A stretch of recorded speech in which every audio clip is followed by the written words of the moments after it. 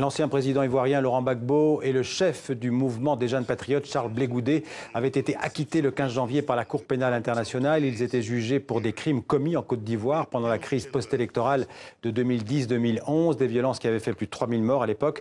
Ce vendredi, la Cour pénale internationale, la CPI, a donc libéré sous condition Laurent Gbagbo, une décision prise à l'unanimité. Laurent Gbagbo a notamment l'obligation de résider dans un État membre de la CPI en attendant un éventuel procès en appel. Il lui est donc interdit de rentrer en Côte d'Ivoire. Je vous propose d'ailleurs à ce propos d'écouter Chile Eboe Osuji, qui est le juge d'appel de la CPI. On l'écoute.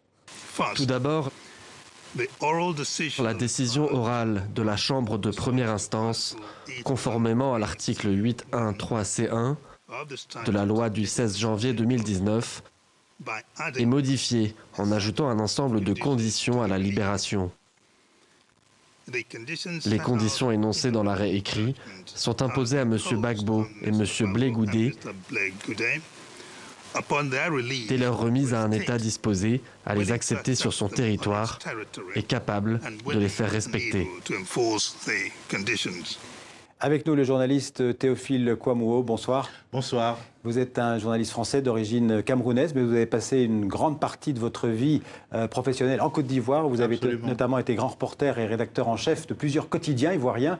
Vous êtes réputé, on peut le dire, proche de Laurent Gbagbo, en tout cas proche de ses idées. Pour vous, comment dirais-je, Théophile Kouamouo, plus rien ne justifie le maintien en prison de l'ancien président ivoirien Laurent Gbagbo?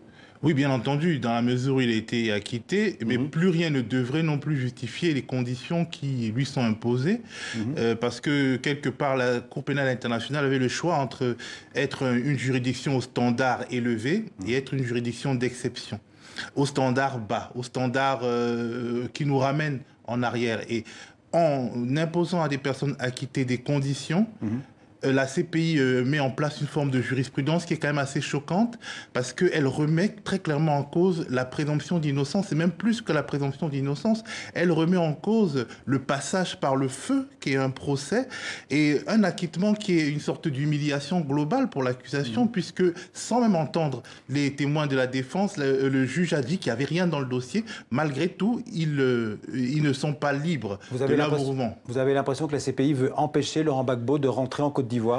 Oui, c'est tout à fait ce dont on a l'impression. Vous avez dit qu'ils ne pourront pas rentrer en Côte d'Ivoire. En réalité, la Côte d'Ivoire est un État membre du traité, signataire du traité de Rome. Ouais. Mais dans la mesure où il faut désormais que le pays accorde à la CPI une sorte signe avec la CPI une sorte d'accord pour leur permettre d'entrer dans ce pays, et dans la mesure où on peut imaginer qu'Alassane Ouattara ne veut pas de Laurent Gbagbo et de Charles Blé Goudé sur son territoire, quelque part, en fait, ils seront obligés d'avoir l'autorisation du maître du pays pour arriver chez eux. C'est ça. C'est quelque chose d'assez choquant. En fait, la CPI donne à Ouattara, au président Ouattara, des armes pour empêcher le retour... Le pouvoir de refuser ou pas le retour de Laurent Gbagbo. Oui, elle lui donne la clé pour violer la constitution ivoirienne qui indique qu'aucun Ivoirien ne peut être condamné à l'exil. Mais en fait, c'est une forme de condamnation à l'exil.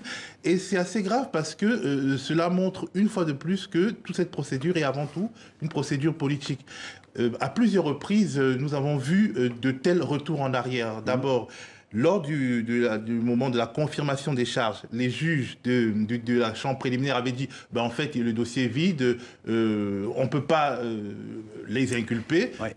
Ils sont retournés en arrière un an après, ils sont inculpés. Et après, on dit ils sont acquittés et on revient en arrière pour dire mais ils ne peuvent pas rentrer chez eux. Mais si le dossier est vide, alors qui est responsable de ces violences qui ont fait 3000 morts en Côte d'Ivoire en 2010-2011 ? Il y a quand même des responsables. Il y a absolument des responsables, mais est-ce qu'on peut imaginer qu'on peut, dès lors qu'il y a des forces gouvernementales qui commettent des crimes ou des excès en France, est-ce qu'on peut tenir Emmanuel Macron pour personnellement responsable? Ce que vous voulez dire, c'est qu'il y a eu les responsables sont dans les deux camps?